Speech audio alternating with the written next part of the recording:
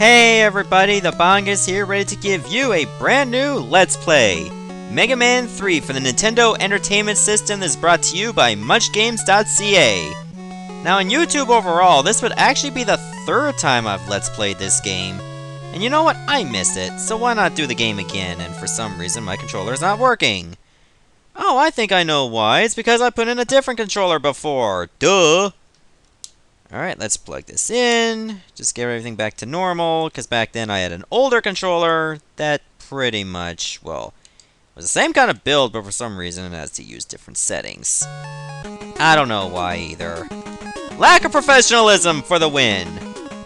Now I remember this being one of the first Mega Man games that I ever played. 6 would actually be the first overall. Then it was 3, and then 2. And the rest just fell into place. So why don't we start with Top Man first, because in Mega Man tradition, I always start with Top Man first for Mega Man 3. Because he's actually one of the easiest Robot Masters to beat with just your Buster.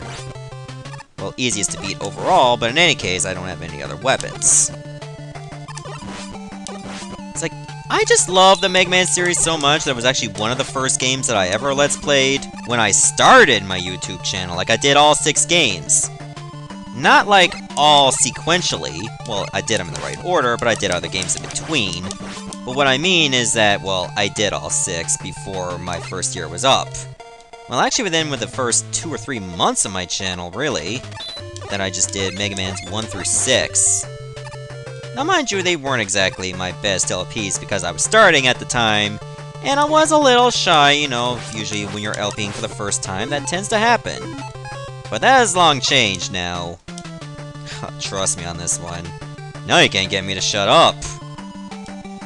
I don't think I should have just landed on that platform to the left. I should have just went on and then used this, the Rush Coil. Which allows you to, of course, launch up, but you do use up some of your weapon energy for the Rush Coil. Now remember, I'm actually like starting Mega Man 3 right after Aerofan NF finished Mega Man 2. And Colonel 112 finished Mega Man 1.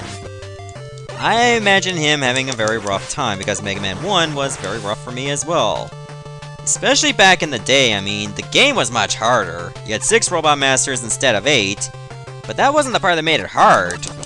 Well, that was one of the things, because the levels themselves were hard. And you didn't even have any invincibility time when you were on the spikes. Which means is even if you got hit, as soon as you land on the spikes, you die. No matter what. That was one of the frustrating things about Mega Man 1 at the time. But, oh well, that's in the past. At least I'm not the one doing. Colonel 112 did. But in any case, I think we're just gonna move on here. I mean, I only took like 1 or 2 hits in this level. That's actually pretty good. Usually I tend to take at least 1 hit at the very least in each level. And in most cases, I end up taking more. But that's okay. I mean, this is not a perfect run, this is just me doing the best I can. I'm gonna try to do it without save states, be as legit as possible. I mean, I've played through this game enough times to actually get the hang of it just fine. And for right now, we're finally gonna take on the first Robot Master, Top Man. So why don't we do this now? Just remember it has a simple pattern, choose like 3 top spins, and they tend to lock onto your current position. Then start spinning, try to go over to the other side, and to make sure you jump over them. It's a pretty simple attack. You'll probably get like 3 or 4 shots in for each wave. But don't get too cocky. I mean, you eventually gotta dodge the attacks. And once you get the hang of it, it's just fine. First Robot Master defeated, and not even 5 minutes into the video, despite the fact I had technical difficulties right off the get-go. And I got top spin. Alright, so top spin is not exactly a great power-up because it has no range whatsoever. You practically have to be right close for it to work. Oh, here's me, only in blue form. I mean, Shadow Man. Shadow Man's pretty awesome, and I decided to use him as my avatar because, well, I like the color red, and he's like a ninja, so to speak. He uses ninja stars. Ninja stars are awesome. Unless they're thrown into your eyes. Then they're not so awesome. Not that I would know, because I never had any ninja stars thrown in my eyes. I've had water thrown in my eyes before, but that's entirely different. And here comes Proto Man. All he does is just hop around like a little moron, just firing 2 shots at a time. You know, he'd be a little bit more competent if he actually shot while standing. I could practically just mock him if I wanted. Right behind him, and I'll hit him every single time. This is a very nice effect to see, like, lava falls right behind you. And then you have the perpetual darkness whenever you see these little devices. As soon as you go off screen, you get to see everything again. They're not so hard now because you don't have any pits. But later on, when you run into this level again, yeah, spoilers aside. Well, it can't really be spoilers because this game's been out for decades. A lot of people should know Mega Man 3 by now, is that sometimes you will have some pits when you return to this level again, only with a different layout. That you eventually just have to take your time. Oh, there we go. I was gonna slide right under him in case I didn't kill him. But that's a problem solved. Beautiful. Okay, now this part you have to be very careful, because you gotta deal with these parachuting guys.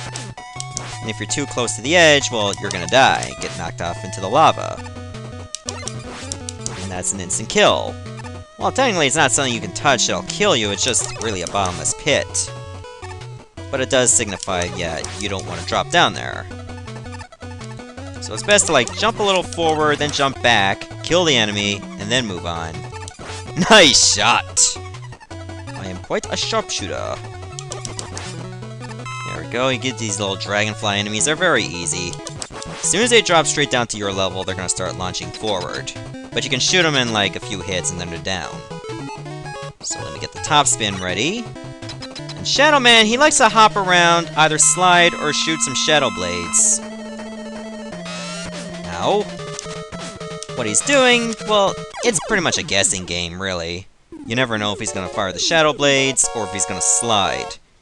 You pretty much have to use your own discretion. But the top spin, even though it's a bad weapon, it has a lot of power. That's pretty much its only advantage. And I get the Shadow Blade and the Rush Marine. There's like another Rush adapter you can find in this game called the Rush Jet, and you get that in Needleman stage, which we're not going to yet. Right now, we're gonna go to Sparkman. Okay, so not even 10 minutes in, I already defeated 2 Robot Masters. If you play this game so much, you eventually just go through it rather quickly. That tends to be the case here.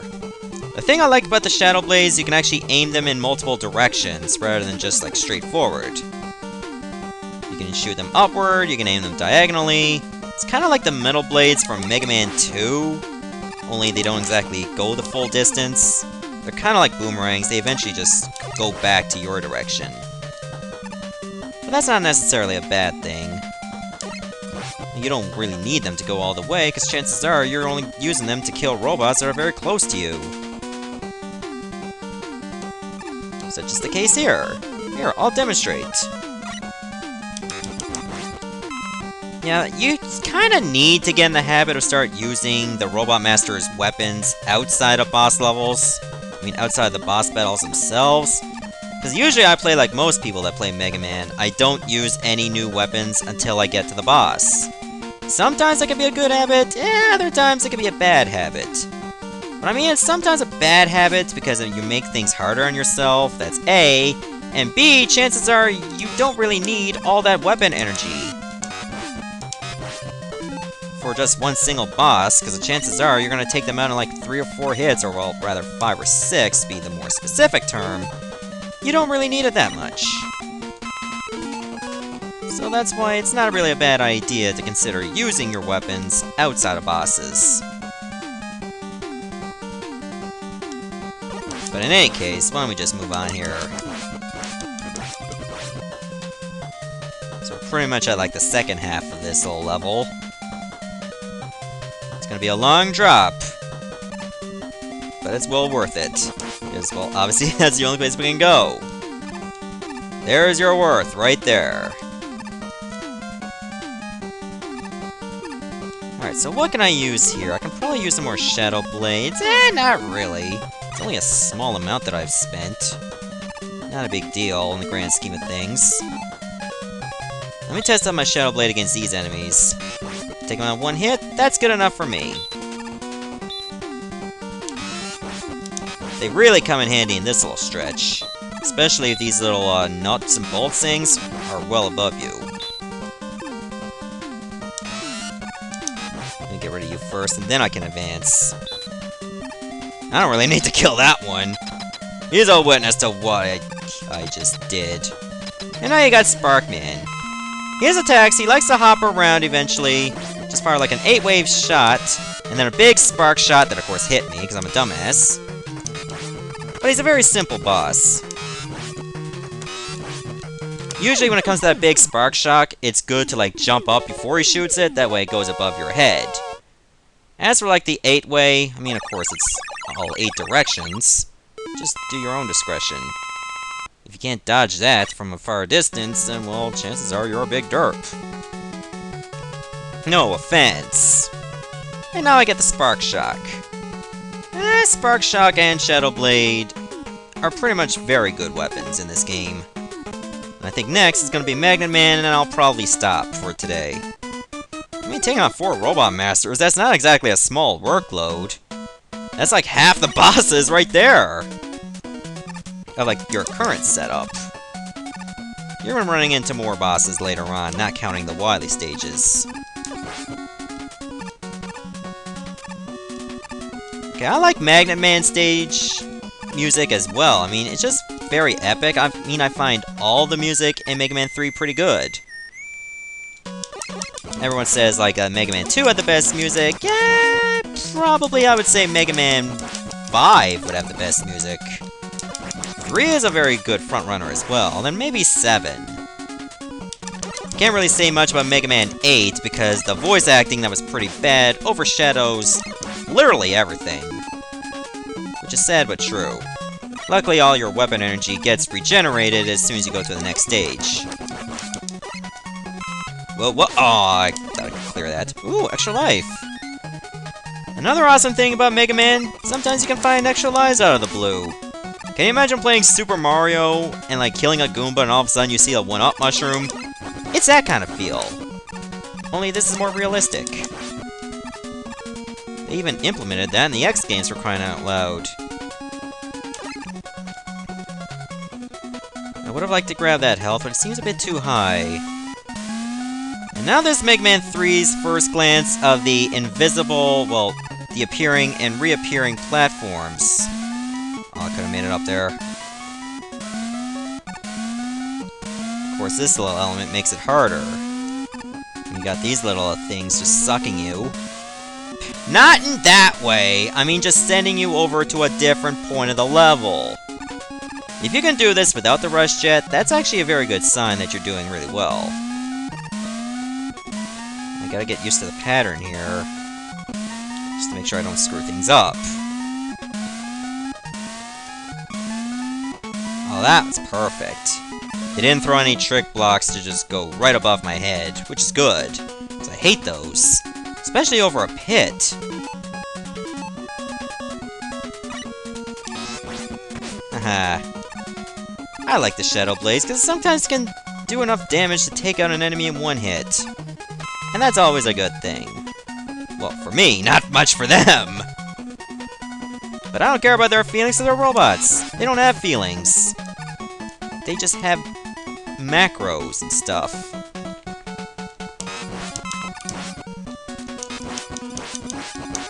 Jeez, I should have just been using the Shadow Blades against those guys all along. Okay, but Spark Shock is Magnet Man's weakness, so I'm gonna put that on. And Magnet Man has a very simplistic pattern. Just like 2 hops, sometimes does that magnetic wave that tries to draw you in, or can launch up to shoot 2 magnet missiles. The magnet missiles will just lock onto your current position, so just move as soon as they drop down. Well, we never got to see that attack. Though it's an attack that we'll be using ourselves.